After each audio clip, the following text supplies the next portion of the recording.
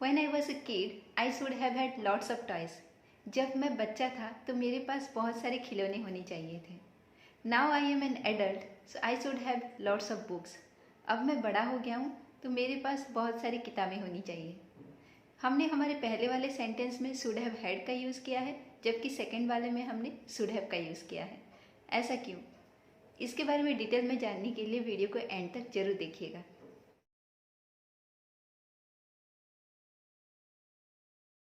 Hello friends, good evening and welcome back to my channel. आज की इस video में हम शुड हैव हैड के यूज़ के बारे में सीखेंगे. हमारे पहले वीडियो में हमने शुड हैव के यूज़ के बारे में सीखा था. इसको हम अपने सेंटेंसेस में दो तरीके से यूज़ कर सकते हैं. उनमें से एक यूज़ है स्टेट ऑफ पोजीशन का. अगर आप इसके बारे में डिटेल में जानना चाहते हैं तो डिस्क्रिप्शन बॉक्स में मैंने उसका लिंक दे रखा है, आप उसको जाके एक बार ज़रूर देखिएगा.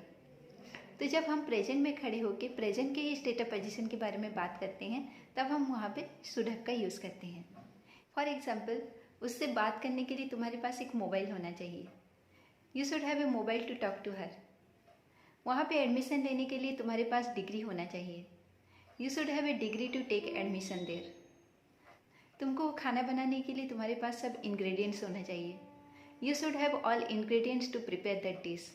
तो जब हम प्रेजेंट में खड़े होकर पास्ट की स्टेट ऑफ पोजीशन के बारे में बात करते हैं तब हमको वहाँ पे शुड हैव हैड का यूज़ करना है. तो इसको सेंटेंस में यूज़ करने का रूल है, पहले सब्जेक्ट, फिर शुड हैव हैड, फिर लास्ट में हमको ऑब्जेक्ट को शो करना है. फॉर एग्जाम्पल, जब तुम कॉलेज में थे तो तुम्हारे पास एक कंप्यूटर होना चाहिए था. When you were in college you should have had a computer. जब वो मुसीबत में था उसके पास विश्वास होना चाहिए था. When he was in difficulties, he should have had faith. कल मेरे भाई के पास एक बैंडेज होना चाहिए था. Yesterday my brother should have had a bandage. जब हम पास्ट की कोई ऐसे सिचुएशन के बारे में बात करते हैं जो कि होना चाहिए था बट इन रियलिटी वो हुआ नहीं था या फिर ऐसा सिचुएशन नहीं था, तब उस केस में हम should have had का यूज़ करते हैं. और ये स्ट्रक्चर का यूज़ हम स्टेट ऑफ पोजीशन को दिखाने के लिए करते हैं. वीडियो की स्टार्टिंग में हमने एक एग्जाम्पल देखा था, जैसे कि when I was a kid I should have had lots of toys. जब मैं बच्चा था तो मेरे पास बहुत सारे खिलौने होने चाहिए थे, बट इन रियलिटी मेरे पास उस टाइम बहुत सारे खिलौने थे नहीं. तो होने चाहिए थे, वो सिचुएशन अभी ख़त्म हो चुका है, वो पास्ट का सिचुएशन था, इसीलिए हमने वहाँ पे शुड हैव हैड का यूज़ किया है. Now I am an adult so I should have lots of books. मैं अभी एडल्ट हो गया हूँ, मैं अभी किड नहीं हूँ या बच्चा नहीं हूँ, तो मेरे पास अभी जो प्रेजेंट का जो सिचुएशन है या फिर प्रेजेंट का जो ऑनगोइंग सिचुएशन है वो अभी बच्चा वाला सिचुएशन नहीं है. मैं अभी बड़ा हो गया हूँ या फिर बड़ी हो गई हूँ, तो मेरे पास अभी खिलौने नहीं, मेरे पास अभी किताबें होनी चाहिए. तो ये जो सिचुएशन है ये अभी का है और ये प्रेजेंट सिचुएशन है. तो अभी मेरे पास खिलौने नहीं होने चाहिए, अभी मेरे पास किताबें होनी चाहिए. तो इसीलिए हमने यहाँ पे शुड हैव का यूज़ किया है. मतलब कि ये प्रेजेंट को शो कर रहा है, प्रेजेंट में मेरे पास क्या होना चाहिए, और प्रेजेंट की ये स्टेट ऑफ पोजीशन को शो कर रहा है. जबकि हमारा पहला वाला सेंटेंस वो पास्ट के स्टेट ऑफ पोजीशन को शो कर रहा था, इसीलिए हमने वहाँ पे शुड हैव हैड का यूज़ किया था. और यहाँ पे हम प्रेजेंट के सिचुएशन को शो कर रहे हैं तो इसीलिए हमने यहाँ पे शुड हैव का यूज़ किया है. तो इसको नेगेटिव सेंटेंस में यूज़ करने का रूल है, पहले शुड को यूज़ करना है, फिर उसके बाद नॉट, फिर उसके बाद हमको हैव हैड का यूज़ करना है. फॉर एग्जाम्पल, उस समय तुम्हारे पास मोबाइल नहीं होना चाहिए था. You shouldn't have had A mobile eight that time. तुम बहुत फिजूल खर्ची थे तो तुम्हारे पास क्रेडिट कार्ड नहीं होना चाहिए था. You were extravagant so you shouldn't have had a credit card. You shouldn't have had fair weather friends in your college time.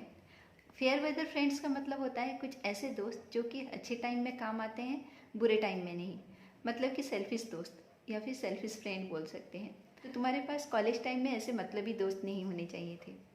और इंटरोगेटिव सेंटेंस में इसको यूज़ करने का रूल है, पहले हमको शुड का यूज़ करना है, फिर सब्जेक्ट, फिर हैव हैड और लास्ट में हमको ऑब्जेक्ट को शो करना है. जैसे कि क्या मेरे पास उस समय एक मोबाइल होना चाहिए था. Should I have had A mobile eight that time. क्या उसके पास उस समय बहुत पैसा होना चाहिए था. Should he have had lots of money at that time. क्या कॉलेज टाइम में उसके पास अच्छे दोस्त होने चाहिए थे. Should he have had good friends in his college time. So इस तरह हमको इंटरोगेटिव सेंटेंस का फ्रेम करना है. सो फ्रेंड्स, आई होप आपको शुड हैव और शुड हैव हैड के बीच में जो डिफरेंस है वो समझ में आ गया होगा. दोनों का यूज़ हम स्टेट ऑफ पोजीशन को दिखाने के लिए करते हैं. जब हम प्रेजेंट में खड़े होकर प्रेजेंट की स्टेट ऑफ पोजीशन को दिखाते हैं तब हम वहाँ पे शुड हैव का यूज़ करते हैं। बट हम जब प्रेजेंट में खड़े होकर पास्ट की स्टेट ऑफ पोजीशन को दिखाते हैं तब हम वहाँ पे शुड हैव हैड का यूज़ करते हैं। और कुड हैव का यूज़ हम किसी की एबिलिटी को शो करने के लिए करते हैं।